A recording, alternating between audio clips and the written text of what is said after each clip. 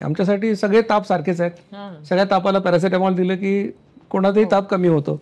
त्यामुळे modern medicine practice करणं सोपं आहे. आयुर्वेद प्रॅक्टिस करणं फार अवघड आहे. भूक लागणे आणि वारंवार खाणे या दोन वेगळ्या गोष्टी आहेत. म्हणजे मला भूक लागते तर मी पोटभर जेवू शकतो. म्हणजे मी कमी खायला सांगतच नाहीये, मी पोटभर जेवायला सांगतो, 2 वेळा जेवायला सांगतो फक्त.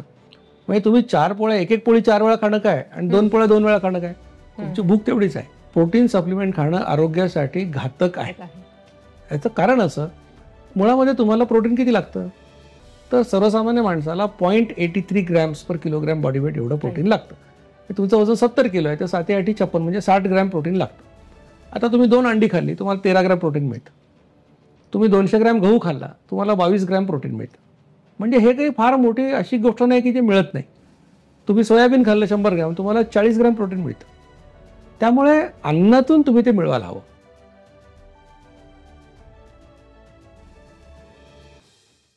आजच्या आपल्या पाहुण्यांची ओळख वेगळी करून देण्याची आवश्यकता नाही, कारण फक्त भारतातच नाही तर सर जगप्रसिद्ध आहेत.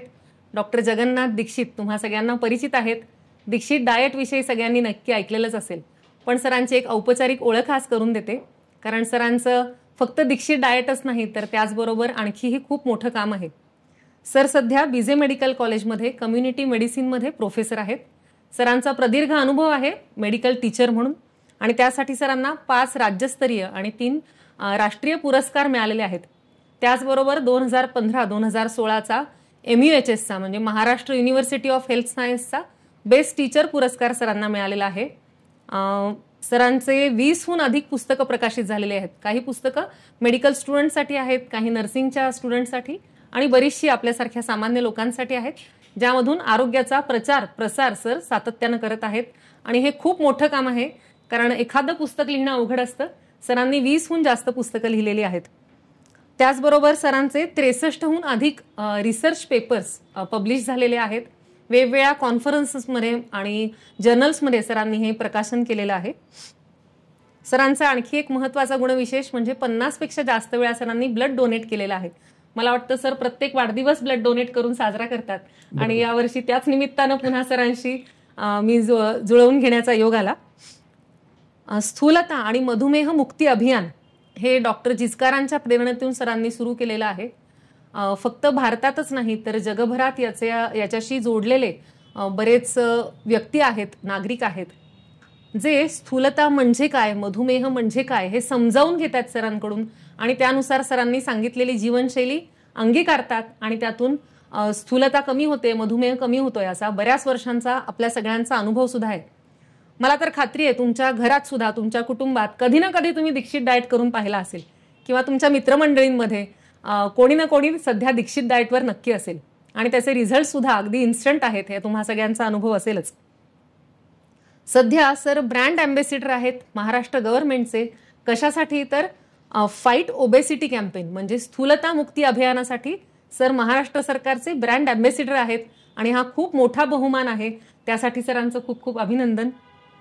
आणि सरांना PMO ऑफिसला आपल्या पंतप्रधानांनी त्यांच्या स्टाफसाठी पण व्याख्यान देण्यासाठी आमंत्रित केलं होतं. हा मला वाटतं सरांच्या शिरपेचातला सर्वोच्च तुरा असावा की राष्ट्रीय स्तरावर सरांची अशी ऑफिशियल पण दखल घेतली जाते.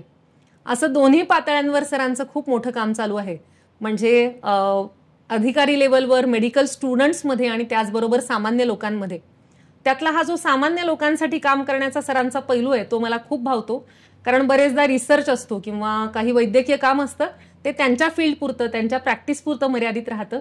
पण सरांनी खरोखर पब्लिक हेल्थमध्ये खूप मोठं काम केलेलं आहे. तर आज अशा आंतरराष्ट्रीय ख्यातीच्या तज्ज्ञांचं आपल्या चॅनलवर खूप खूप स्वागत करते. नमस्कार सर, वेलकम. आणि आपल्या अर्हम टीमकडून सरांना एक छोटीशी भेट. याच्यामध्ये सर आम्ही बनवलेली काही प्रॉडक्ट्स आहेत, इन हाऊस प्रॉडक्ट्स आहेत. ही तुम्हाला नक्की आवडतील अशी अपेक्षा आहे. त्यातही साखर नसेल अशी काळजी घेतलेली आहे. तर आज आपण जो विषय चर्चा करणार आहोत, बरेचदा सरांनी याच्यावर व्याख्यानं दिलेली आहेत, पण एक आयुर्वेद तज्ज्ञ म्हणून माझ्या मनात असलेले काही प्रश्न मी आज सरांना विचारणार आहे. तर सर सुरुवात करूया. हो. आयुर्वेद हा खरं प्रकृती आधारित सायन्स आहे. बरोबर. पुरुषम पुरुषम वीक्ष्य असं आयुर्वेदात म्हटलंय. म्हणजे प्रत्येक व्यक्ती वेगळा आहे.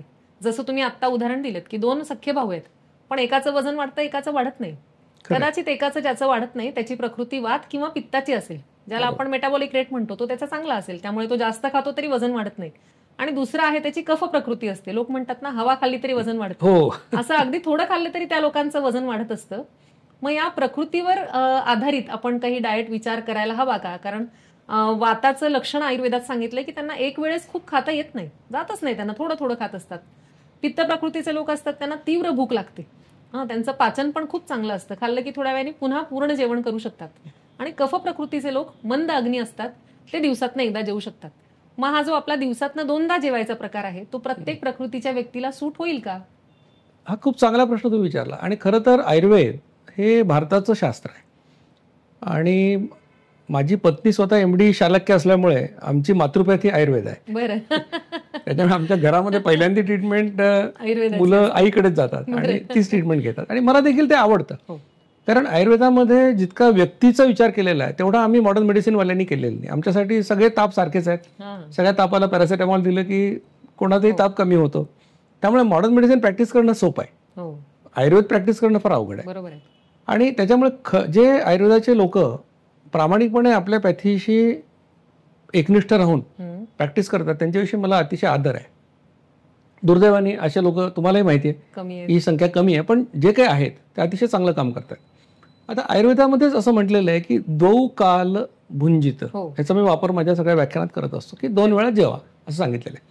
आणि आता तुम्ही जो उल्लेख केला की वात पित्त आणि कफ, बरोबर आहे, या प्रकृतीनुसार माणसाचा भुका वेळा याच्यामध्ये थोडाफार काही फरक असू शकेल, नाही असं नाही. परंतु प्राथमिक सिद्धांत जो आहे की 2 वेळा जेवा असं सांगितलेलं आहे. आता कदाचित असं सांगितलं असेल की हिवाळ्यामध्ये लोकांनी नाश्ता करायला हरकत नाही एखाद्या वेळेला असं. तर त्या अनुषंगाने म्हणजे कसं असतं की जगात प्रत्येक माणूस वेगळा आहे. म्हणजे ही मला नेहमीच लोक विचारतात की 1 साइज फिट्स ऑल कसं काय, सगळ्यांना 2 वेळा जेवायचं कसं काय. म्हणजे की जगामध्ये वैविध्य असलं तरी सुद्धा काही बेसिक प्रिन्सिपल सेमच असतात. म्हणजे सगळेच लोक ऑक्सिजनच घेतात आणि सगळे कार्बन डायऑक्साईड सोडतात. असं कुठे नाही की व्यक्ती वैविध्य म्हणून तो नायट्रोजन घेईल किंवा नायट्रस ऑक्साईड घेईल, असं होत नाही. त्याच्यामुळे काही गोष्टी या सर्वसामान्य सगळ्यांसाठी लागू होतात. तसंच मला असं वाटतं की 2दा जेवणं. आता कसं आहे की म्हणजे तुम्ही तर असं म्हटलं की वात किंवा पित्त किंवा वातवाला माणूस त्याला जास्त वेळा खावं लागेल असा आपण विचार केला. पण समजा आज तो 15 वेळा खात असेल आणि माझा ऐकून तो 3 वेळा खायला लागला, 4 वेळा खायला लागला, तरी त्याला फायदा होणार आहे. कारण ह्याच्या मागचं जे शास्त्र आहे की वारंवार खाल्ल्याने वारंवार इन्शुलिन तयार होतं आणि इन्शुलिनची लेवल वाढली की तुम्ही लठ्ठ होता, तुम्हाला इन्शुलिन रेझिस्टन्स येतो आणि मग टाईप 2 डायबिटीस होतो. हा या दीक्षित जीवनशैली मागचा सिद्धांत आहे. त्याच्यामुळे जितकं तुम्ही कमी वेळा खाल, आणि तुम्हाला आयुर्वेदामध्ये ताकाचा ऑप्शन आहेच. म्हणजे डॉक्टर जिचकारे व्याख्यानात म्हणायचे की ताक हे इंद्राला सुद्धा दुर्लभ आहे आणि ताक प्यायला परवानगी आहे लाईफस्टाईलमध्ये. त्यामुळे जर वात प्रकृतीच्या माणसाला 6 वेळा भूक लागत असेल तर 2 वेळा त्यांनी अन्न खावं आणि उरलेल्या 4 वेळा ताक प्यावं. त्यामुळे त्याला सुद्धा हे करता येण्यासाठी काही ना काही ऑप्शन आहे, नक्कीच ऑप्शन आहे. आता पुढचा प्रश्न वेगळा आहे, पण ताकाचा उल्लेख निघाला म्हणून मी विचारते. ताक सुद्धा थंडीच्या दिवसात आपण पिऊ शकत नाही, कोणाकोणाला आंबट चालत नाही. अशा वेळेस मुगाचं कढण जर मध्ये घेतलं तर ते चालेल का? आता कसं आहे की मुगाचं कढण किंवा कुठलंही याच्यामध्ये कार्बोहायड्रेट्स आहेत किंवा प्रोटीन्स आहेत, हे सगळ्यांनी इन्शुलिन तयार होतं. म्हणजे पूर्वी असा समज होता की प्रोटीन्स खाल्ले म्हणजे अगदी डॉक्टर जिचकारांनी पण त्यांच्या व्याख्यानात म्हटलंय की एग व्हाईट मी खायचो तर माझं इन्शुलिन सिक्रेट नाही व्हायचं. आता जिचकारा जेव्हा बोलत होते तेव्हा ते 97-98चा पिरियड होता. त्यावेळेला इन्शुलिन टेस्ट करण्याची टेक्नॉलॉजी सुद्धा मागासलेली होती. मी जेव्हा तो प्रयोग करून बघितला तेव्हा मला लक्षात आलं की इन्शुलिन सिक्रेट होतं. आणि मग अभ्यास करायला लक्षात आलं की प्रोटीन्समुळे अनप्रेडिक्टेबल स्पाइक येतो इन्शुलिनचा. त्यामुळे प्रोटीन आणि कार्बोहायड्रेट दोन्ही इन्शुलिनच्या दृष्टीने वाईट आहेत आणि इन्शुलिन तयार होतं. म्हणून मुगाचं कढण तुम्ही घेतलं तर मला खात्री आहे की त्याने इन्शुलिन तयार होईल. आणि ताकानी म्हणजे आम्ही जे ताक सांगतो की 2 चमचे दह्यामध्ये ग्लासभर ताक, म्हणजे पातळ. या नॉर्मल ताकामध्ये कार्बोहायड्रेट 0.7 ग्रॅम% असतं, त्याने इन्शुलिन तयार होत नाही. पण तुम्ही विकतचं ताक घेतलं किंवा तुम्ही अगदी घट्ट ताक जर घेतलं लस्सीसारखं तर मग त्याने इन्शुलिन तयार होईल. आणि मग थंडीच्या दिवसात काय ऑप्शन द्यावा, काय ऑप्शन आहे? मुळात कसं आहे की हे कंपल्सरी घ्या म्हणून सांगितलेलं नाही, चालतं म्हणून सांगितलं. पाणी बेस्ट आहे सगळ्यात. आयडियल आमचं म्हणणं की तुम्ही पाण्यावर या. पण ठीक आहे, आता तुम्हाला काय काय चालतं तर तुम्हाला काळा चहा चालतो, काळी कॉफी चालते. तर काळी कॉफी घेत असाल तर फक्त ती कॉफीच्या बिया भाजून जी पावडर बनवतात प्युअर कॉफी ती चालते. म्हणजे चिकोरी मिक्स किंवा इन्स्टंट कॉफी चालत नाहीत. आणि ब्लॅक टी म्हणजे तुमचा जो साधा कुठलाही चहा असतो आपला, पण त्याला फ्लेवर नसावा. कारण आजकाल काय कुठलं त्याच्यामध्ये तुळस, काहीतरी गवती चहा काय काय टाकतात. तर साधा जो असतो त्यात काहीच नाही असा चहा. आणि कसा करायचा चहा ते पण महत्वाचं आहे. कारण ब्लॅक टी तुम्ही जर पाणी घेतलं आणि उकळून त्यात पत्ती टाकली तर ते कडू होतं आणि ती पिता येत नाही. म्हणून सोपी पद्धत अशी आहे की पाणी गरम करायचं, कपावर गाळणी ठेवायची, गाळणीमध्ये ती पत्ती टाकायची आणि त्याच्यावर ते गरम पाणी ओतायचं. जे खाली उरतं त्याला काळा चहा म्हणायचं. चहा पिल्याचं समाधान. म्हणजे 2 कप पिलं तरी तुम्हाला त्यांनी त्रास होणार नाही. तर चहा चालतो, मी सांगितल्याप्रमाणे कॉफी चालते, ग्रीन टी पण चालतो, हे 3 पदार्थ चालतात. आता त्याच्यामध्ये नॉन डायबेटिकसाठी लिंबू पाणी पण चालेल, नॉन डायबेटिकसाठी शहाळ्याचं पाणी पण चालेल एकदा, नॉन डायबेटिकसाठी 1 टोमॅटो दिवसभरात खाल्ला तरी चालेल. हे 3 जे ऍडिशनल पदार्थ किंवा 25% दुधाचा चहा सुद्धा चालेल. पण हे नॉन डायबेटिकसाठी. प्री डायबेटिक डायबेटिकसाठी पाणी, पातळ ताक, ग्रीन टी, ब्लॅक टी किंवा ब्लॅक कॉफी, एवढंच. म्हणजे आपण आपल्या प्रकृतीचा आणि आपल्या अवस्थेचा विचार करून यातली निवड करायची आहे. आणि ऋतूनुसार आपण तुम्ही म्हणताय तसं थोडंफार आपण त्याच्यात व्हेरिएशन करू शकतो. काही लोकांना ताकाने त्रास होतो, त्यांना खोकला, सर्दी होते, खोकला येतो, त्यांनी घेऊ नये. म्हणजे याच्यात पण आहेत आपल्याकडे ऑप्शन्स आहेत. पुढचा प्रश्न माझा असा आहे की तुम्ही 18 नंतर हे सांगताय, रेकमेंडेड आहे की प्रत्येक ऍडल्टनी हा डाएट करायला हवं. पण एक ऑब्झर्वेशन माझं असं, माझ्या स्वतःच्या बाबतीत, तुम्ही जेव्हा शिरूरला लेक्चर द्यायला आला होता तेव्हा मी थोडे दिवस हा प्रयोग करून पाहिला, पण तेव्हा काही मला जमलं नाही. एक 10-12 वर्षापूर्वी तेव्हा काही जमलं नाही, पण आता मात्र जमतं. तर मला असं वाटतं की 40 वर्षापर्यंत पित्त प्राधान्य असतं, तेव्हा मेटाबॉलिक रेट चांगला असतो, खूप भूक लागत असते. मग अशा वेळी काय करायला हवं? आता त्याच्यामध्ये कसं आहे की भूक लागणे आणि वारंवार खाणे या 2 वेगळ्या गोष्टी आहेत. म्हणजे मला भूक लागते तर मी पोटभर जेवू शकतो, म्हणजे मी कमी खायला सांगतच नाहीये, मी पोटभर जेवायला सांगतो, 2 वेळा जेवायला सांगतो फक्त. म्हणजे तुम्ही 4 पोळ्या, एक पोळी 4 वेळा खाणं काय आणि 2 पोळ्या 2 वेळा खाणं काय, तुमची भूक तेवढीच आहे. त्याच्यामुळे आता कितीतरी मुलं आहेत, 18, 19, 20 वर्षाची मुलं करतात अगदी. त्यामुळे असं काही नाही की लहान वयात करू शकत नाही, कुठल्याही वयात करू शकतो. फक्त काय होतं की जसं जसं आपलं वय वाढतं तसं तुम्ही म्हटल्याप्रमाणे बेसल मेटाबॉलिक रेट कमी होतो, ओव्हरऑलच आपल्याला भूक कमी लागायला लागते, पचन देखील कमी होतं. आणि ICMR देखील म्हणतं की 40 नंतर तुम्ही तुमच्या डाएटमध्ये 10% कपात करा दर दशकाला. आपलं उलटं होतं नेमकं. पण 40 पर्यंत लोक पैसेच कमवायच्या मागे असतात आणि पैसे कमवायला लागले की मग नंतर खाणं कमी करायचं लोकांना जीवावर येतं, मग आणखीन खात राहतात. तर असा प्रकार होतो त्याच्यात. त्यामुळे वय आणि याचा फारसा संबंध नाही, कोणी करू शकतं. क्वांटिटी ऑफ फूड तुम्ही हवी तेवढी खाऊ शकता. त्याने अध्यसनाचा धोका नाही का? अध्यसन म्हणजे जास्त खाणं.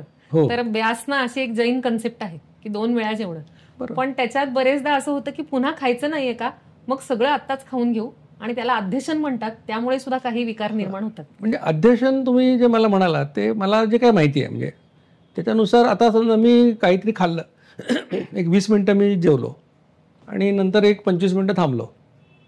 आता हे तर पचन सुरू झालेलं आहे आणि ते पचन चालू असतानाच मी पुन्हा आणखीन काहीतरी खाल्लं. म्हणजे उदाहरण द्या की यज्ञ चालू आहे आणि तुम्ही त्याच्यात काहीतरी समित्या टाकलेल्या आहेत आणि मग ते जर चाललेलं असताना त्याच्यावर काय टाकलं तर धूर तयार होतो, त्याला काहीतरी लोक अध्यसन किंवा. तर असं खूप लोक विचारतात किंवा 55 मिनिटाचा वेळ तुम्ही जेवायला दिला, आता आपण सांगतो की 55 मिनिटात तुम्ही जेवू शकता, मग 20 मिनिटं खाल्लं, मध्ये ब्रेक घेतला, मग अजून काही खाल्लं, असं चालेल, असं काही लोक विचारतात. तर अध्यसनचा अर्थ मला जो माहिती आहे तो असा होता, पण 55 मिनिटं समजा सलग मी 30 मिनिटं जेवत असेल त्यांनी अध्यसन होत असेल असं नाही मला वाटत. म्हणजे त्याच्यामुळे 30 मिनिटात, आता मुळात कसं आहे की 55 मिनिटं वेळ का दिला, तर इन्शुलिन सिक्रेशन सायकल 55 मिनिटाचं आहे. 55च्या पुढे गेला तर तुमचं इन्शुलिन परत तयार होईल, म्हणून तुम्ही 55 मिनिटात संपवा. आता 55 मिनिटात संपवा याचा लोक अर्थ असंही घेतात की 55 मिनिटं खा, वाटेल ते खा. काही लोकांना असं वाटतं की मी असं सांगितलं की प्रत्येक घास 32 वेळा चावा म्हणजे 55 मिनिटं, असं नाही सांगितलेलं. असं सांगितलं की 55 मिनिटात संपवा, बरोबर. म्हणजे 25 मिनिटात संपलं तरी चालेल. त्याच्यामुळे हा जो विषय आहे अध्यसनाचा तो येणारच नाही. जास्त खाण्याचं क्वांटिटी जास्त वाढत नाही का? एक मानसिक हे असतं की मला आता पुन्हा खायचं नाहीये, असं होतं, मी आता जास्त खाऊन घेईन. असं सुरुवातीला होतं की तुम्ही जेव्हा नवीन लाईफस्टाईल सुरू करता तेव्हा एक 8-10 दिवस ओव्हर इटिंग होतं. हळूहळू तुमच्या शरीराला आपोआप कळतं की आता बरोबर आपलं एवढं माप, एवढंच खायला पाहिजे, ते खातो माणूस. आणि आता काय झालंय की आपण एक जेवणाचा सिक्वेन्स सांगतो. म्हणजे पूर्वी कसं होतं की असं सर्व लोक म्हणायचे 2दा जेवा, मग काय हवं ते खा, म्हणजे अर्धा किलो रसगुल्ला खा, असं अनेक त्याच्यात गैरसमज होते. तर आपण आता काय सांगतोय की जेवणाच्या सुरुवातीला तुम्ही नट्स खा, म्हणजे काजू, बदाम, अक्रोड काय असेल ते. त्याच्यानंतर म्हणजे रात्री भिजवून ठेवा शेंगदाणे, बदाम, अक्रोड, ते खा. त्याच्यानंतर तुम्ही मोठी वाटी सॅलड खा. बरोबर. सॅलड म्हणजे आम्ही म्हणतो की एक काकडी, एक टोमॅटो चिरल्यावर जेवढा आयवस तयार होईल तेवढं तुम्ही सॅलड खा. डायबिटीस असेल तर तुम्ही गाजर आणि बीट खाऊ नका असं आपण सांगतो, आणि डायबिटीस असेल तर तुम्ही गोड चवीचे ड्रायफ्रूट खाऊ नका, आणि त्याच्यानंतर तेवढीच वाटी मोड आलेलं कडधान्य किंवा 2 उकडलेली अंडी. तर मोड आलेलं कडधान्य कच्चंही खाता येतं, शिजवून खाता येतं, तो प्रत्येकाच्या म्हणजे याच्यानुसार पचनशक्तीनुसार. आणि हे 3 पदार्थ खाऊन झाल्यानंतर जेवढी भूक आहे तेवढं तुम्ही जे काय खात असाल ते खा. पोळी भाजी, वरण भात, कोशिंबीर, ठेचा, व्हेज नॉनव्हेज, त्याला काही मर्यादा नाही. हा दीक्षित डाएट झाला. म्हणजे ज्या प्रेक्षकांना माहित नाही की नेमकं दीक्षित डाएट काय आहे त्यांच्यासाठी सरांनी आता थोडक्यात सांगितलं की 2 वेळा जेवणात काय खायचं आहे, किती वेळासाठी इन्शुलिन स्पाइक असतो आणि कुठले पदार्थ चालतात हे आता सरांनी समजावून सांगितलं. त्यामुळे सगळ्या प्रेक्षकांना हे आणखी स्पष्ट झालं असेल. मधुमेहामध्ये सर काही पेशंट्सचा आयुर्वेदात कफज, पित्तज आणि वातज असे मधुमेह सांगितलेले आहेत. तर कफज जो मधुमेह असतो तो जड खाण्यामुळे किंवा आपण आता जे बैठी जीवनशैली आहे त्याच्यामुळे होणारा आहे. पण काही वात प्रकृतीचे सुद्धा लोक असतात, त्यांना मधुमेह होतो, त्यांचं वजन उलट कमी कमी होत असतं. मग त्यांनी हा डाएट करावा का? आता कसं आहे की म्हणजे आयुर्वेदामध्ये माझ्या माहितीनुसार 20 प्रकारचं प्रमेह आहे, आणि त्यातला कुठला तरी एक प्रकार हा टाईप 2 डायबिटीसच्या जवळ जातो. आणि आमच्या दृष्टीने डायबिटीसचे 2 प्रकार आम्ही मानतो, एक म्हणजे टाईप 1 आणि एक टाईप 2. टाईप 1 म्हणजे काय की लहान वयात डायग्नोज होतो, आणि या मुलांच्या शरीरात इन्शुलिन तयार होत नाही. तर इन्शुलिन हा असा हॉर्मोन आहे की जर शरीरात इन्शुलिन नसेल आणि तुम्ही त्याला रोज 100 किलो जरी पदार्थ खायला दिले तरी त्याचं 1 ग्रॅम सुद्धा वजन वाढणार नाही. Insulin is required. इन्शुलिन असल्याशिवाय माणूस वजन वाढवू शकत नाही. तर हे टाईप 1चे लोक. आता सुदैवाने डायबिटीसच्या सगळ्या पेशंटपैकी हे 3-4% असतात. दुसरा प्रकार जो आहे तो प्रकार म्हणजे आता हा तुम्ही वजन कमी होण्याबद्दल म्हटलं.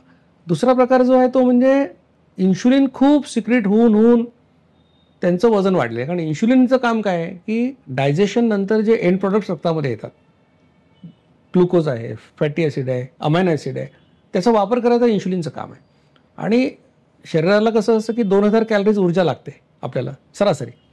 आता वजन जास्त आहे, काम जास्त करत असेल फिजिकल तर त्याला जास्त लागेल, पण सरासरी 2000 कॅलरीज लागते.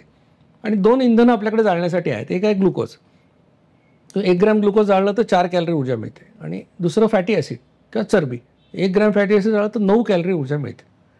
म्हणजे ग्रॅम टू ग्रॅम कम्पेअर केलं तर ग्लुकोजच्या तुलनेत फॅटी ॲसिड जाळलं तर 2.25 पट ऊर्जा मिळते. त्या साहजिकच शरीराच्या सगळ्या पेशींना फॅटी ॲसिड जाळायला आवडतं, कारण कॉस्ट इफेक्टिव्ह आहे, त्यांना ते आवडतं. पण आता 2 इंधनं असले तरी त्याच्यात एक प्राधान्यक्रम आहे की आधी कुठलं जाळायचं. तो प्राधान्यक्रम फार सोपा आहे समजायला. की समजा मी कोणाला 2 पाकिटं दिली, एका पाकिटामध्ये पेढा आहे, दुसऱ्या पाकिटामध्ये फरसाण आहे, तर त्याच्यात त्याला पेढा आधी संपवावा लागतो, कारण त्याच्यात लिहिलेलंच आहे 48 तासात मिल्क प्रॉडक्ट आहे खराब होईल. म्हणजे जे साठवता येत नाही ते आधी संपवावं लागतं. तसं ग्लुकोज साठवता येत नाही म्हणून ग्लुकोज आधी संपवावं लागतं. त्यामुळे ग्लुकोज जोपर्यंत रक्तामध्ये आहे तोपर्यंत शरीर फॅटी ॲसिडला हात लावत नाही. आता पचन झाल्यानंतर रक्तात ग्लुकोज पण असतं, फॅटी ॲसिड पण असतं. आता हे जर ग्लुकोज रक्तातून पेशीत जायचं असेल, कारण पेशींना ऊर्जेसाठी ते लागणार, तर त्याच्यासाठी इन्शुलिन आवश्यक आहे. कारण इन्शुलिन प्रत्येक पेशीवर मी म्हणतो एक कुलूप असतं, ज्याला तांत्रिक भाषेत आपण इन्शुलिन रिसेप्टर असं म्हणतो. आणि ते रिसेप्टरचं जोपर्यंत कुलूप उघडलं जात नाही तोपर्यंत ग्लुकोज पेशीत जात नाही. मग इन्शुलिन ही ती किल्ली आहे जी ते कुलूप उघडेल आणि ग्लुकोजला पेशीत पोहोचवेल. मग हे काम झाल्यानंतर म्हणून ते खाल्ल्यानंतर इन्शुलिन तयार होतं. त्याचं कारण ते आहे. आणि मग त्या ग्लुकोजची रिक्वायरमेंट पेशींची भागली, पण अजून ग्लुकोज आपल्या रक्तामध्ये असतं. कारण भारतीय आहारामध्ये आपण कार्बोहायड्रेटच खात असतो.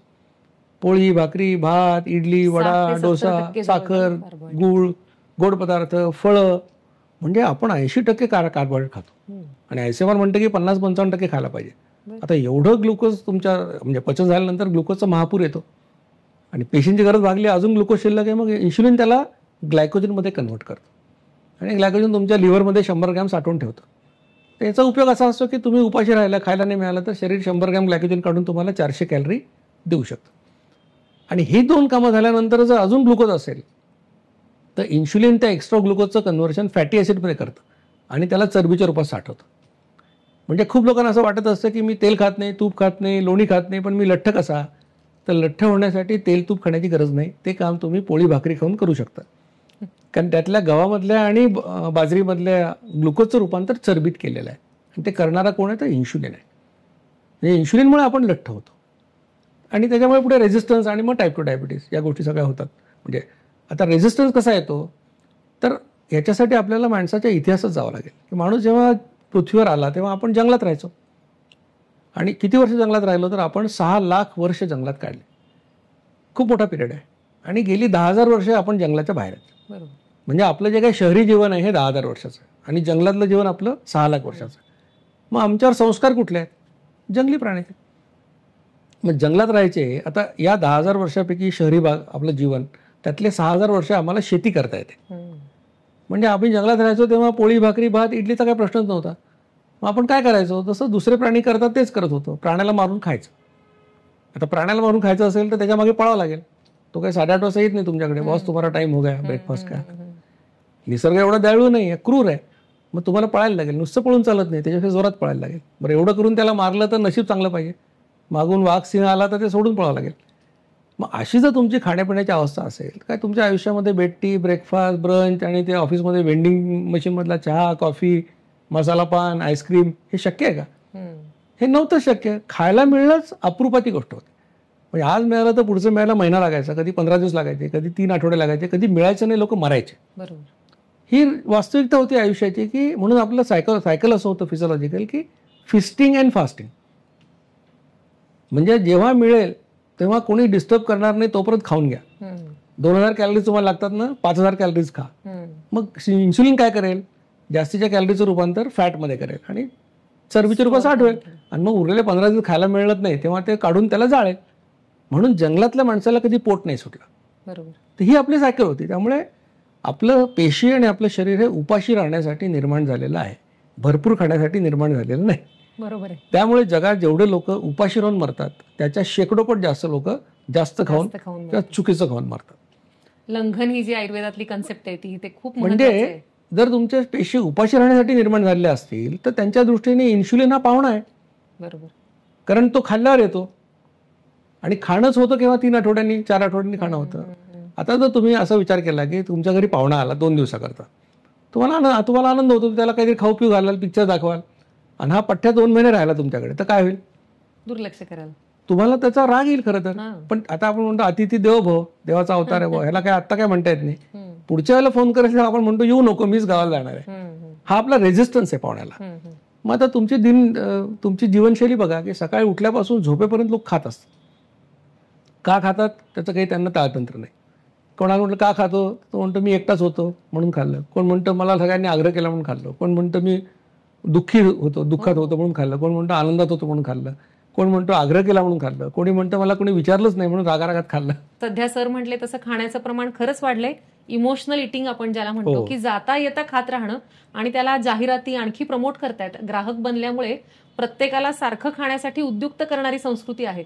अरे तू हे खाऊन पाहिलं नाहीस तर काय अर्थ आहे तुझ्या जगण्याचा, असं वेगवेगळे पदार्थ येऊन आपल्या अगदी आक्रमण केलेलं आहे आपल्या सगळ्या गोष्टींवर, दैनंदिनीवर. म्हणजे एक उदाहरण सांगतो की जाहिरातीमुळे कसा परिणाम होतो. म्हणजे तो आठवत असेल की मॅगीच्या वगैरे जाहिराती पूर्वी यायच्या आणि म्हणजे मुलं यायचे आणि मग ते आई भूक लागली आहे, मग 2 मिनिट्स, मग ती आळशी आई की जिला थालीपीठ येत नाही, धपाटा येत नाही, ती ते मॅगी उकडून त्याला द्यायची. तर ती आळशी आई, स्वयंपाक नेणारी आई स्मार्ट आई झाली जाहिरातीमुळे. आणि मग खेड्यापाड्यातल्या सगळ्या महिला तेच. आणि आता जे आता आपल्या वयाच्या म्हणजे 50च्या आसपासचे लोक आहेत ज्यांना काय मॅगी आवडत नाही, पण जे 15-16 वर्षाचे मुलं आहेत त्यांना मॅगी म्हणजे जीव की प्राण आहे. तर हे जे काही जाहिरातींमुळे गोष्टी घडतात किंवा मग कोणी एखादा हिरो काहीतरी जाहिरात करतो कुठल्या तरी कोल्ड्रिंकची, म्हणजे मला आश्चर्य वाटतं की म्हणजे कोल्ड्रिंक हे या आजच्या जगामधलं एक पॉयझन आहे. म्हणजे 100 ग्रॅम कोल्ड्रिंकला 11 ग्रॅम साखर आणि 500 ml कोल्ड्रिंक प्यायला 10 मिनिटं पण लागत नाही, म्हणजे 55 ग्रॅम साखर माणूस खातो. तर हे जे आहे आणि याची जाहिरात करणारे कोण आहेत? ज्यांना आपण फिटनेसचे हे समजतो, आयकॉन समजतो. त्यातलं एक मला आठवतंय की फक्त याच्यामध्ये पुलेला गोपीचंदचं नाव मला घ्यावं असं वाटेल की त्याला कोल्ड्रिंकची जाहिरात आल्यानंतर त्यांनी सांगितलं मी कोल्ड्रिंकची जाहिरात करणार नाही. हे खरे हिरो. म्हणजे पैशासाठी काही विष विकणारे हे हिरो नाहीत खरे. पण आजकाल सर जिथे सनसनाटीपणा आहे, जिथे फार काय म्हणायचं अग्रेसिव्ह मार्केटिंग आहे, तेच खूप चालतं. त्याच्यामुळे सध्या प्रेक्षकांनी पण आपण सगळ्यांनी विचार करण्याची गरज आहे की आपण कुठली कन्सेप्ट विकत घेतोय. फक्त वस्तूच नाही तर आपण एखादी कन्सेप्ट पण त्या जाहिरातींमुळे विकत घेत असतो. जसं सर म्हणतात मॅगी बनवणारी आई स्मार्ट वाटते, तर ही कन्सेप्ट आहे ती आपण विकत घेतलेली आहे, फक्त मॅगीच नाही विकत घेतली. तर यासाठी सारासार विचार आपण करायची गरज आहे आजच्या जगात. तर हे आपण जे लाईफस्टाईल डिसऑर्डर्स म्हणतात ज्याला, त्याच्यापासून दूर राहू शकतो. इंटरमिटंट फास्टिंग आणि दीक्षित डाएटमध्ये काय फरक आहे? ओके, कारण हा प्रश्न खूप लोक मला विचारतात आणि आमच्या युट्यूब चॅनलवर मी एक व्हिडिओ पण बनवला होता की intermittent fasting is a bad way of doing Dixit diet. बरं. याचं कारण असं की इंटरमिटंट फास्टिंगमध्ये 2 पॅटर्न आहेत. तर एक पॅटर्न असं आहे की 5 दिवस तुम्ही खा, 2 दिवस उपास करा. म्हणजे आठवड्यातले 2 दिवस उपास करा, 5 दिवस तुम्ही खाऊ शकता. आता हा प्रकार फार कमी लोक करतात, कारण 48 तास उपाशी राहणं खूप लोकांना जमत नाही. दुसरा जो कॉमन आहे तो आहे 8 तासाच्या विंडोत तुम्ही खा आणि 16 तास फास्टिंग करा. आता 8 तासाची विंडो मग लोक 12, 8 किंवा काय त्यांच्या हिशोबाने करतात. आता याच्यामध्ये असं आहे की हे फिजिओलॉजिकल आहे का, की घड्याळाकडे बघून मी जेवायचं, म्हणजे मला भूक लागली की मी जेवायचं, हे नॅचरल आहे. की 12 वाजल्यानंतरच माझं 12 ते 8चा टाइम सुरू होतोय म्हणून मी 12ला जेवायचं आणि 8ला जेवायचं, हे फिजिओलॉजिकल नाही आहे. एक. दुसरी गोष्ट अशी की समजा 12 ते 8 या वेळामध्ये मला खायची परवानगी आहे आणि मी दर 1.5 तासाला खाल्लं 5-6 वेळा, तर माझं इन्शुलिन 5 वेळा तयार होणार आहे. माझं इन्शुलिन 5 वेळा तयार झालं तर माझं वजन वाढणार, इन्शुलिन रेझिस्टन्स वाढणार आणि डायबिटीस होणार. त्यामुळे इंटरमिटंट फास्टिंग मध्ये एम्फोसिस कशावर आहे? गॅपवर आहे. दीक्षित लाईफस्टाईलमध्ये एम्फोसिस कशावर आहे? फ्रिक्वेन्सीवर आहे, की 2 वेळा खा. मग 2 वेळा मी कुणी सकाळी 8ला खाईल, रात्री 8ला खाईल, म्हणजे 12 तासाचा गॅप आहे. कोणी 1ला खाईल, 7ला खाईल, तर 6 तास गॅप आहे. तर फ्लेक्झिबिलिटी राहते. इंटरमिटंट फ्लेक्झिबिलिटी आणि फिजिओलॉजिकल आहे ना, की मला जर भूकच लागत नसेल 12 वाजता तर मी का खायचं 12 वाजता? मला जर 1ला भूक लागते मी 1ला खाईन. तर म्हणून या 2 मध्ये हा फरक आहे की इंटरमिटंट फास्टिंग लोकप्रिय झालंय, पण त्याच्यामध्ये हा प्रॉब्लेम आहे. आणि तुम्ही वर्षांनी सर नवीन ट्रेंड येत असतो. बरोबर आहे. आणि इंटरमिटंट फास्टिंग मध्ये तुम्ही जर 2दाच जेवत असाल 12 आणि 8 तर तुम्ही दीक्षित लाईफस्टाईल करताय. अच्छा. रात्रीच्या जेवणाविषयीच्या वेळेवर तुमचं काही आहे का सर, म्हणणं आहे का? कारण मी प्रमोट करते की 6च्या आधी जेवा, त्याच्यानंतर इन्शुलिन जे म्हणजे आपण हे म्हणतो की जे काही तुम्ही 6-7 नंतर खाताय त्याचं कन्व्हर्जन फॅट्स मध्ये किंवा शुगर मध्ये होणार आहे. अगदी खरं आहे की असं की सर्कॅडियन रिझम जो आहे, म्हणजे माणसाचं सकाळी उठल्यापासून झोपेपर्यंत सूर्याबरोबर आपली सगळं बरोबर, त्यामुळे पहाटे तुमचे कॉर्टिकोस्टेरॉइड्स वगैरे हार्मोन येतात. कारण तुम्हाला आता कामाला जायचंय तर तुमची ग्लुकोज वाढली पाहिजे, शुगर वाढली पाहिजे, हे सगळं ठरलेलं आहे. शरीरामध्ये या गोष्टी घडतात. पण दुर्दैवाने कसं, म्हणजे आपण जसा विचार केला की लोक जर सकाळी 4:30-5ला उठले तर त्यांना बरोबर 10-11 वाजता भूक लागेल, ते जेवतील. दुसरी भूक त्यांना संध्याकाळी 6ला लागेल, ते जेवतील. म्हणजे सूर्यास्ताच्या आधी जेवून ते त्यांचं काम संपेल. आता आमचे लोक उठतातच 11 वाजता, झोपतात रात्री 1:30-2 वाजता, सगळं ते नेटफ्लिक्स वगैरे बघून. ह्यांना कुठला नियम सांगणार? म्हणजे आयडियल आहे, ते खूप चांगलं आहे. जर हे जैनिझम मधली जी कॉन्सेप्ट आहे किंवा सूर्यास्ताच्या आधी खाल्लं तर फार चांगलं, पण त्यासाठी सूर्योदयाच्या आधी उठावं लागेल. हे ज्याला जमेल त्याचं नथिंग लाईक इट. पण ज्याला नाही जमत, समजा आम्ही म्हणतो 2दा तर जेव, कुठल्या काय वेळेला ना, पण 2दा जेवलं तरी देखील तुला फायदाच होईल. म्हणजे दीक्षित डाएट मध्ये सुद्धा तुम्ही रात्री भोजन टाळलं तर आणखी चांगला फायदा, डेफिनेटली फायदा होईल. फक्त जेवल्यानंतर रात्री आम्ही सांगतो की 2 तास तरी झोपू नका. बरोबर. म्हणजे रात्री 11:30ला काही लोक तर पलंगावर बसूनच काहीतरी टीव्ही बघत असतात, तिथेच लुडकतात ते 2. याला आसनरती असं म्हटलेलं आहे आयुर्वेदामध्ये. मी आज प्रमेहाचं वाचत होते थोडं. आसनरती म्हणजे एका ठिकाणी बसून कामकाज करत राहणे. जसं आता 70-80% लोकांची लाईफस्टाईल हीच आहे की दिवसभर ऑफिसमधून बेडवर असंच. सकाळी सर एक प्रश्न बऱ्याच जणांचा असतो की औषधं घ्यायची असतात. समजा बीपी आहे, शुगर आहे, थायरॉइड आहे. आता बीपीच्या आपण शुगरच्या लोकांसाठी तर आपण त्यातनं एक्सक्लूड केलेलं आहे त्यांना, जे नॉन डायबिटिक आहेत त्यांना या दीक्षित डाएट नाही. हा एक आता गैरसमज दूर करण्याची काय झालंय की पूर्वी आम्ही वेट लॉस साठीच ही लाईफस्टाईल सांगायचो. त्यानंतर हळूच आम्ही प्री डायबिटीस पर्यंत आलो. त्यानंतर आम्ही म्हणजे डॉक्टर जिचकार पण सांगायचे की डायबिटीसवाल्यांनी करू नका म्हणून, किंवा जे गोळ्या घेतात करू नका. म्हणजे आम्ही पण लोकांना सांगायचो त्यावेळेला, म्हणजे हे 15-16च्या आसपास मी पण सांगायचो की डायबिटीसवाल्यांनी करू नका, पण लोक आपलं ऐकत नाही. आपले लोक त्यांना वाटलं ते करतात. त्यांनी मग लोकांनी मला सांगायला लागले की आम्हाला आमचं HbA1c कमी झालं, आम्ही हे केलं.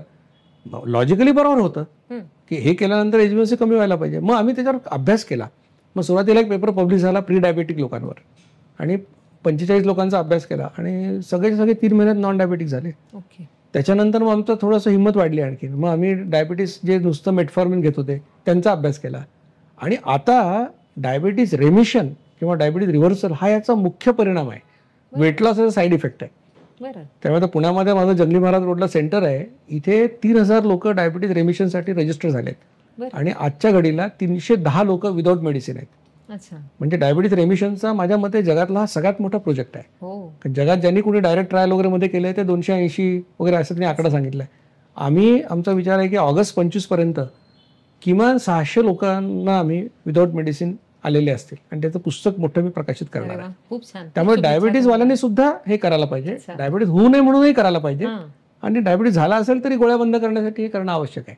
फक्त ते डॉक्टरांच्या सल्ल्याने करायला पाहिजे. सर जसं म्हणतात सेंटर आहेत तसं मला वाटतं सर इतरत्र पण असे सेंटर्स आहेत वेगवेगळ्या गावांमध्ये. दीक्षित आमचे 16 ठिकाणी आमचे सेंटर्स आहेत. आता त्यातलं नागपूर, पुणे, नाशिक हे रोज चालणारे सेंटर आहेत आणि बाकी छत्रपती संभाजीनगर आहे, कल्याण आहे, ठाणे आहे, बदलापूर, भायंदर, सुरत, मडगाव, बेळगाव ही सेंटर्स आठवड्यातून एकदा चालतात. सांगली आहे, कोल्हापूर आहे, सोलापूर आहे. सल्ला घेऊन करा म्हणजे डायबिटीस लोकांनी, कारण त्यांना गोळ्या ऍडजस्ट करायला लागतात. त्यानंतर त्यांनी करायला हरकत नाही. आणि doctor Dixit lifestyle YouTube channel पण आहे, त्याच्यावर देखील तुम्हाला गायडन्स मिळतो. आणि हे अभियान पूर्णपणे मोफत आहे. म्हणजे याच्यात एकही पैसा कोणाकडून घेतला जात नाही. तिथे सेंटरला पण नाही, कुठेच नाही. म्हणजे खूप विशेष आहे. हा, कारण म्हणजे मुळामध्ये माझ्या डोक्यात कल्पना अशी की डॉक्टर जिचकरांनी माझ्याकडून पैसे घेतले नाहीत. खूप महत्वाची कन्सेप्ट आहे. कारण मी बरेचदा माझ्या पेशंट्सना पण सांगत असते, तुम्हाला आरोग्य कुठल्याही दुकानात विकत मिळणार नाहीये. ही विकत मिळणारी गोष्टच नाहीये. आणि त्यात सरांनी खूप मोठा पुढाकार घेतलेला आहे की हे ज्ञान जे सरांना मिळालेलं आहे, सरांनी त्याच्यावर इतका अभ्यास केलेला आहे, ते सरांनी मोफत सगळ्यांना उपलब्ध करून दिलंय आणि सल्ला सुद्धा या सेंटर्सवर मोफत मिळतोय. तर प्रेक्षकांना जे सेंटर जवळ असेल तिथे जाऊन नक्की या संधीचा लाभ घ्यायला हवा, रजिस्टर करायला हवं. म्हणजे इतर डायबेटिक पेशंट्सचा पण कॉन्फिडन्स वाढेल जेव्हा असे पेपर्स पब्लिश होतील आणि मेडिसिन फ्री लाईफकडे आपण या निमित्ताने जाऊ शकू. आणखी एक प्रश्न सर, बरेचदा मुंबईचे पेशंट असतात, चाकरमानी असतात, इतकी धावपळ असते, 2-2, 3-3 तास प्रवासच असतो, रात्री येणार घरी उशिरा, खूपच त्यांचं लाईफस्टाईलच वेगळी असते. तर विशेषतः मुंबईच्या पेशंट्सना हा डाएट करायला जमेल का? बरोबर. म्हणजे याचं एक जाणार सकाळी 8 वाजता, येणार घरी 9 वाजता. म्हणजे व्यायाम करण्याविषयीचा एक विषय असतो लोकांना. पण त्यांना आम्ही सांगतो की लोकलमध्ये एक स्टेशन आधी उरलेलं चालत या. म्हणजे जसं जिचकार सांगायचे की ते समजा म्हणजे कुठेतरी फ्लाईटनी दिल्लीला गेले, काहीतरी काम आहे तिथे त्यांचं, तर ते रात्री 2:30ला जरी पोहोचले तरी त्यांच्या गाडीमध्ये त्यांचे स्पोर्ट्स शूज असायचे. ड्रायव्हर जेव्हा घ्यायला यायचा त्याला म्हणायचे तू गाडी घेऊन जा आणि तिथून ते त्यांच्या घरापर्यंत पळत जायचे. त्यामुळे ज्याला करायची इच्छा आहे तोच मार्ग काढतो. आता खाण्याबद्दलचा विषय असा आहे की सिक्वेन्स सांगितलेला आहे. आता मुंबईच्या लोकांचं एक जेवण तर बाहेरच होतं. तर आम्ही म्हणतो की 4 कप्प्याचा डबा घ्या.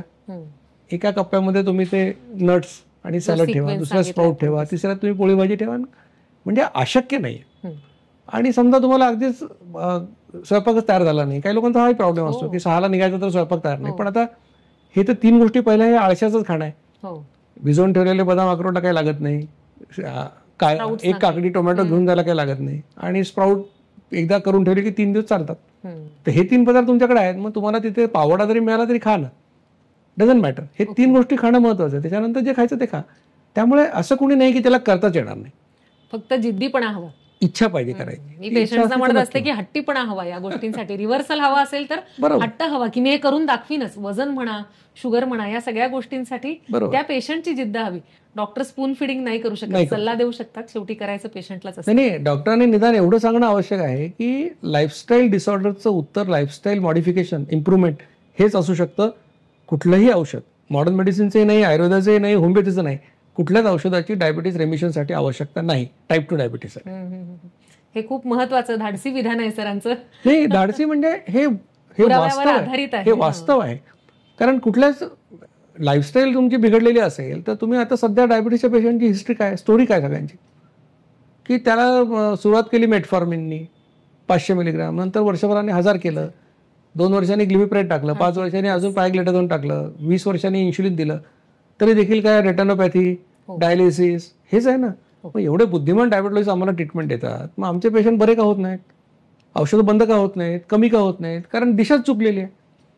हा खूप मोठा विषय आहे खरं. म्हणजे लाईफस्टाईल डिसऑर्डरचं सोल्युशन लाईफस्टाईल पाहिजे. बरोबर. It cannot be medicine. खूप महत्वाचं विधान आहे. कारण बरेचदा आपल्या चुकांमुळेच झालेले रोग असतात आणि त्याला सुधारण्यासाठी आपण बाहेर काहीतरी सोल्युशन पाहत असतो.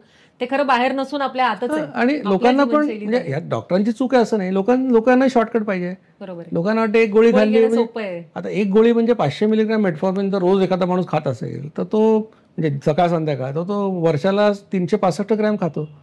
3 वर्षात 1 किलो मेटफॉर्मिन खातोय.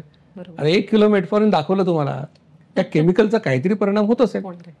मग म्हणून कसं आहे की डायबिटीज झाल्यानंतर जर लोकांना 2 ऑप्शन दिले की लाईफस्टाईल आणि मेडिसिन, तर कुठलाही शहाणा माणूस लाईफस्टाईलचा प्रयत्न करून बघेल. ठीक आहे, त्याला जमेल नाही जमेल पुढचा मुद्दा, पण हे सांगणं आवश्यक आहे. त्याने आयुष्य पण वाढतंय आणि क्वालिटी पण वाढते. डेफिनेटली वाढते.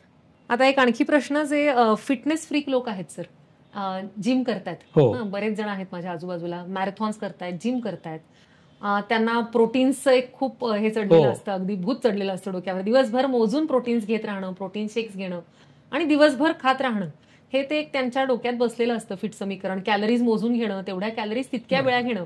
मध्यंतरी तर मी एका टॉप न्यूट्रिशनिस्टचं एक भाषण ऐकलं की ज्या दिवशी तुमची जशी ऍक्टिव्हिटी आहे, म्हणजे आज हेक्टिक आहे लाईफस्टाईल, तर तुम्ही तेवढ्या कॅलरीज एक्स्ट्रा घ्या आणि मग इतक्यांदा खा डिवाइड करून, तर तुमचा परफॉर्मन्स चांगला राहील, असा खेळाडूंना किंवा यांना सल्ला दिला जातो व्यायाम करणाऱ्या लोकांना.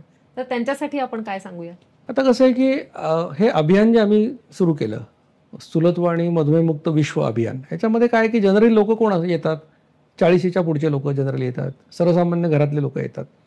हे काही लोक असे नाहीत की ज्यांना मी म्हटलं की जिम लावा आणि ते 10,000 रुपयाचं जिम लावतील, किंवा त्यांना म्हटलं 5,000 रुपयाचं प्रोटीन पावडर खा म्हणून ते खातील. असे लोक नाही आहेत, त्यांना फिट राहायचं आहे. आता तुम्ही जे उदाहरणं सांगितली किंवा फिटनेस फ्रीक म्हणजे काय, आता फिटनेस फ्रीक म्हणजे आपल्याकडे असं पण आहे की म्हणजे वर्षाची फी भरणारे लोक आहेत जिममध्ये आणि जातात 3च दिवस, स्वतःचा वाढदिवस, बायकोचा वाढदिवस आणि लग्नाचा वाढदिवस, 3 दिवशी जातात, इतर दिवशी काही जात नाहीत. आणि ते अशाच लोकांवर जिम चालतात खरं तर. की बरेचसे क्लब जे आपले असतात, जिथे मेंबरशिप असते लाईफ टाईम, तिथे लोक जिथे जातच नसतात, त्याच्यामुळे बाकीच्या लोकांना ते सगळं करायला मिळतं. तर पण एखाद्या माणसाला समजा आयर्नमॅन व्हायचं आहे, तर एखाद्या माणसाला समजा स्क्वॅश खेळायचं आहे आणि 4-4 तास त्याला खेळायचं आहे, तर अशा लोकांसाठी ही लाईफस्टाईल नाही. म्हणजे आता तुम्ही पण 21 किलोमीटर चालणार एखादा पळणारा माणूस असेल समजा, तो काय रोज पळत नाही, महिन्यातून एकदा पळत असेल, अशा माणसाला आमचे अनेक फॉलोअर्स आहेत. मी स्वतः सुद्धा 21 किलोमीटर बऱ्याच वेळा पळालेलो आहे. पण ते 21 किलोमीटर पळताना आम्ही पाण्याशिवाय दुसरं काही घेत नाही, काही फरक पडत नाही. हा, पण तुम्हाला आयर्नमॅन करायचं असेल किंवा अशा कुठल्या खूपच एक्झॉस्टिव्ह गेम असतील किंवा तुम्ही कॉम्पिटिटिव्ह स्पोर्टमध्ये असेल कुठल्या, की आता आपले मल्ल असतात, 4-4 तास ते व्यायाम करत असतात, मग ते 5 लिटर दूध पितात, त्यांच्या शरीराची अर्धा किलो बदाम खात असतील. म्हणजे तर ह्या लोकांसाठी हे नाही आहे, हे सर्वसामान्य लोकांसाठी आहे, ज्यांना फिट राहायचं आहे, डायबिटीज होऊ द्यायचा नाही आहे, झाला असेल तर रिव्हर्ट करायचं आहे, अशांसाठी. पण एक्स्ट्रीम व्यायाम करणाऱ्या लोकांसाठी त्यांचे ट्रेनर जे सांगतील ते त्यांनी करावं. मसल टोन यांनी मेंटेन राहतो का सर आपल्या डाएटने? कारण मसल टोन तर सगळ्यांना हवाय. 40 नंतरच्या स्त्रियांमध्ये कॅल्शियम, मसल लॉस होत असतो, तर त्यांच्यासाठी मग हा उपाय. कारण असा पण एक गैरसमज आहे की समजा वजन कमी होतं तर मग मसल कमी होतात का, असं खूप लोकांचा प्रश्न असतो. आता या लाईफस्टाईलचे 4 फायदे होतो. आम्ही सांगतो की वजन कमी होतं, 6 महिन्यात एक 6.8 किलो सरासरी कमी होतं, आणि पोट कमी होतं, सरासरी 1.5 इंच, रेंज 1 ते 4 इंचाची आहे. आता जर पोट कमी होत असेल तर याचा अर्थ काय कमी होतं, चरबीच कमी होते. त्याच्यामुळे आणि मसल्स किंवा प्रोटीन तुमच्या शरीरातलं जर 1 किंवा 2 किलो तर गेले तो माणूस मरतो. त्याच्यामुळे मसल लॉस होणं अशा प्रकारच्या आहे. तर कधी होतं, जेव्हा क्रॅश डाएट असतं कुठेतरी, की कोणाला तो 4,000 कॅलरीज खाणाऱ्या माणसाला 400 कॅलरीवर ठेवलं महिनाभर, तर मग ते स्टार्वेशन सिग्नल जाऊन सगळ्या गोष्टी बिघडतात. मग शरीराला म्हणजे त्याच्या स्किनला सुरकुत्या पडणे, केस गळणे, अशा अनेक गोष्टी घडतात जर अशा काही क्रॅश डाएट केलं तर. या डाएटमध्ये किंवा लाईफस्टाईलमध्ये मसल लॉस व्हायचं काही कारण नाही. होतं कसं की 40च्या नंतर मसल लॉस सुरू झालेला असतो, बोन लॉस आणि मसल लॉस सुरू झालेला असतो. आणि आता 40च्या माणसाने काही तो, म्हणजे मी नेहमी सांगत असतो गमतीने की बेडकाचा काही बैल होऊ शकत नाही. म्हणजे त्याला असं वाटलं की मी आता एकदम श्वायझर सारखा असं होईल, असं काही होत नसतं. तुम्ही काय करू शकता की टोन वाढवू शकता, आणि त्यासाठी तुम्हाला सगळ्यात सोपी गोष्ट जी असेल ती म्हणजे आयुर्वेदाशीच निगडीत आहे, ती म्हणजे सूर्यनमस्कार. तुम्ही 12 सूर्यनमस्कार घातले तरी देखील तुम्हाला सर्व प्रकारचे फायदे मिळतात. कारण व्यायाम 3 प्रकारचे करायला पाहिजेत. एक आम्ही सांगतो बा कार्डिओ, म्हणजे 4.5 किलोमीटर चाला, कारण तेवढं केलं तरी काही ना काही तिथं घडतं. दुसरं आम्ही सांगतो की फ्लेक्झिबिलिटी, म्हणजे योगासनं जी आहेत ती फ्लेक्झिबिलिटीसाठी चांगली आहेत, आणि स्ट्रेंथसाठी. त्याच्यामध्ये तुम्ही वेट ट्रेनिंग करू शकता. वेट ट्रेनिंग म्हणजे काय, अगदी भारतीय व्यायाम, जोर आणि बैठका, 25 जोर 50 बैठका जरी मारल्या तेवढं सुद्धा पुष्कळ आहे. आणि तेवढं मला वाटतं 40च्या पुढच्या लोकांना एवढा व्यायाम पुष्कळ होतो. त्याने यांना पण एक्सक्लूड केलेलं आहे, जे खूप जिम मध्ये 6 पॅक आणि 8 पॅक्स करायचे त्याचा वेगळा. पण 6 पॅक्स आणि 8 पॅक्स करणं हे अनैसर्गिक आहे. म्हणजे माझ्या अनेक व्याख्यानात मी सांगत आलो की देखणा पुरुष कोण, देखणा पुरुष म्हणजे धर्मेंद्र किंवा विनोद खन्नासारखा जो असतो तो, बरं, की ज्याचं पोट छातीच्या पुढे आलेलं नाही आणि तो असा बटबटीत, आता बरोबर अमुक श्री तमुक श्री तुम्ही बघता, म्हणजे ते चांगलेच लोक आहेत, ते काहीतरी वेगळं अचिव्हमेंट करतात, पण असं माणूस तुम्ही पाहू शकता का? असे मसल एक एक काढून असं, हे काही नॅचरल नाही आहे. हे एखाद्या माणसाने असं स्पर्धेसाठी करणं वेगळं, पण दैनंदिन आयुष्यामध्ये तुमच्या पुढे आदर्श, आता नवीन पिढीला धर्मेंद्र आणि विनोद खन्नाचं माहित नाही, पण आमच्या पिढीला तरी तेच आमचे हिरो होते. आता एक जो आधीचा प्रश्न विचारला होता की प्रोटीन सप्लिमेंट, प्रोटीन पावडर्स. आता इंडियन काउन्सिल ऑफ मेडिकल रिसर्चचा 2024 मधला रिपोर्ट सांगतो की प्रोटीन सप्लिमेंट खाणं आरोग्यासाठी घातक आहे. याचं कारण असं, मुळामध्ये तुम्हाला प्रोटीन किती लागतं, तर सर्वसामान्य माणसाला 0.83 ग्रॅम्स पर किलोग्रॅम बॉडी वेट एवढं प्रोटीन लागतं. तुमचं वजन 70 किलो आहे तर 7×8 = 56 म्हणजे 60 ग्रॅम प्रोटीन लागतं. आता तुम्ही 2 अंडी खाल्ली तुम्हाला 13 ग्रॅम प्रोटीन मिळतं. तुम्ही 200 ग्रॅम गहू खाल्ला तुम्हाला 22 ग्रॅम प्रोटीन मिळतं. म्हणजे हे काही फार मोठी अशी गोष्ट नाही की जे मिळत नाही. तुम्ही सोयाबीन खाल्लं 100 ग्रॅम तुम्हाला 40 ग्रॅम प्रोटीन मिळतं.